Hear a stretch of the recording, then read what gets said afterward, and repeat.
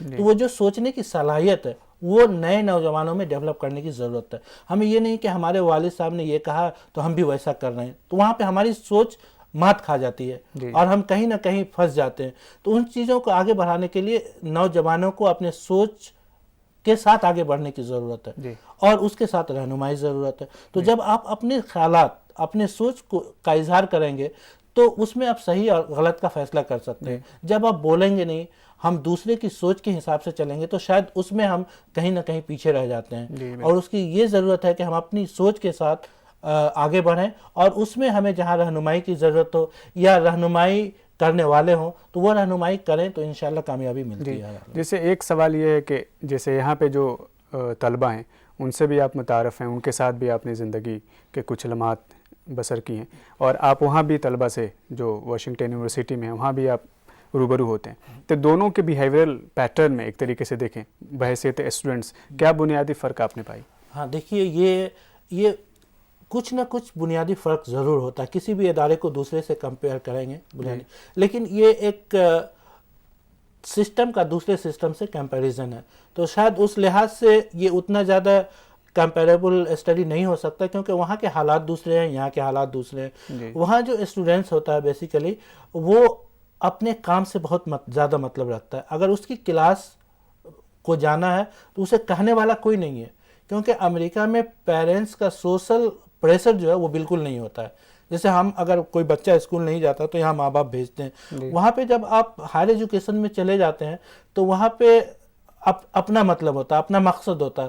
تو وہ لوگ جو بھی کرتے ہیں اپنے دل سے, اپنی سوچ سے, اپنی محنت سے کرتے ہیں. وہاں ماں باپ نہ آتا ہے کوپریٹ کرنے نہ یہ ہے, اور پرائیویسی ایک بہت زیادہ ہوتا ہے کہ آپ ایک اسٹوڈنٹ کے بارے میں ایک ٹیچر دوسرے اسٹوڈنٹ کو نہیں بتا سکتا, اس کے پیرنٹس کو نہیں بتا سکتا. تو جو پڑھتے ہیں وہ دل سے پڑھتے ہیں اور فوکسڈ اسٹڈی ہوتا ہے. یہ نہیں ہوتا ہے کہ ہمیں یہ بھی معلوم ہے, یہ بھی معلوم ہے, یہ بھی معلوم ہے. تو اسکولنگ وہاں پہ اتنی اچھی نہیں ہے, لیکن جو اسکول سے نکل جاتے ہیں, ڈراپ آؤٹس اسکول میں امریکہ میں بھی بہت ہے, لٹریسی وہاں 100% ہے, لیکن ہائر ایجوکیشن جو امریکہ کا وہ دنیا میں سب سے اچھا ہے. ریسرچ کے پروگرامز بہت اچھے ہیں, لیکن ہمارے ہندوستان میں بھی اچھے ہیں, لیکن یہاں ہماری فوکسڈ اسٹڈی نہیں ہوتی ہے. ہمیں لگتا ہے کہ اگر آج ہم کسی کو دیکھتے ہیں کہ کوئی جغرافی میں اچھا کر رہا ہے تو مجھے بھی لگتا ہے کہ میں اگر جغرافی کر لوں تو اچھا ہے. یہ نہیں ہونا چاہیے. میں نے پہلے ہی کہا کہ آپ ایک اپنا ذہن متعین کر لیں کہ آپ کو کیا کرنا ہے. تو وہ امریکہ میں بہت زیادہ ہے, انہیں کوئی پریشر نہیں ہوتا کہیں سے. جب بھی وہ سلیکٹ کرتا ہے تو بہت سوچ کے سلیکٹ کرتا ہے, پروفیسر سے پہلے بات کرتا ہے کہ میرا انٹرسٹ یہ ہے اور میں اس ایریے میں آگے بڑھنا چاہتا ہوں تو میرے لیے کیا اچھا ہے. تو یہ بیسک بنیادی فرق ہے. جی بہرحال ایک اور جو آخری سوال ہے میرا وہ یہ ہے کہ ہندوستان میں عام طور پہ ہم دیکھتے ہیں کہ جو بچے آگے بڑھنا چاہتے ہیں, کچھ کرنا چاہتے ہیں, ان کو کسی طرح کا سپورٹ نہیں مل پاتا, جس کے وجہ سے وہ کہیں نہ کہیں ڈسکریج ہو جاتے ہیں. ایسے حالات میں جو مسلمانوں میں بہت سی تنظیمیں ہیں وہ کام کر رہی ہیں, لیکن ابھی بھی کوئی بہت پازیٹیو رزلٹ نہیں آ پا رہا ہے. تو اس سمت میں کیا آپ کو لگتا ہے کس طرح کی کوشش ہونی چاہیے؟ دیکھیے, یہ پازیٹیو رزلٹ کی جہاں تک آپ نے بات کی, ایک تھوڑا سا وقت لگے گا, لیکن پچھلے 10 سالوں کا اگر ہندوستان میں جائزہ لیں تو لوگ ادارے بنانے میں بہت حد تک کامیاب ہوئے ہیں, NGOs بنانے میں کامیاب ہوئے ہیں.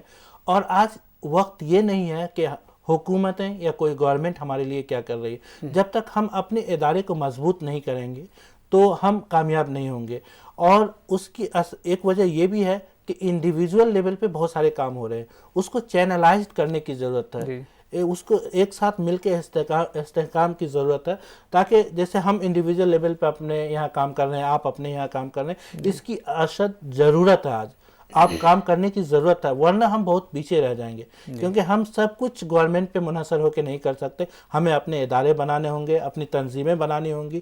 ان اداروں کے ذریعے جہاں بھی ہمیں مدد کی ضرورت ہوگی مدد لینا چاہیے, اور لے کر کے ان بچوں کو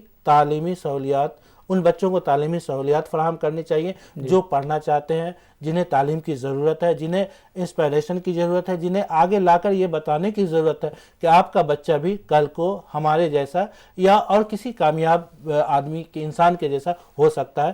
اس کی ضرورت ہے. تو یہ ادارے اپنے آپ میں ہے. پازیٹیو رزلٹ آپ کو امیڈیٹ نظر نہیں آئے گا, لیکن وقت کے ساتھ حالات بدلتے ہیں اور یہ وقت بدلے گا اور انشاءاللہ ضرور بدلے گا. چلیے, آپ اس پروگرام میں آئے اور کافی قیمتی خیالات سے آپ نے نوازا، اس کے لیے بہت بہت شکریہ. بہت بہت شکریہ ہمیں موقع دینے کے لیے، دعوت دینے کے لیے، بے انتہا شکریہ. چلیے، تھینک یو سو مچ. اور ناظرین، اس ملاقات کو علامہ اقبال کے اس شعر کے ساتھ میں ختم کرنا چاہوں گا کہ دیار عشق میں اپنا مقام پیدا کر، نیا زمانہ نئی صبح و شام پیدا کر، میرا طریق امیری نہیں فقیری ہے، خودی نہ بیچ غریبی میں نام پیدا کر. جی ہاں، اگر آپ کے اندر بھی حوصلہ ہے اور آپ بھی زندگی میں کچھ کرنا چاہتے ہیں تو یہ بالکل دشوار نہیں ہے، بالکل ناممکن نہیں ہے. یہ صرف آپ کے حوصلے پہ منحصر ہے اور آپ کے جذبے پر.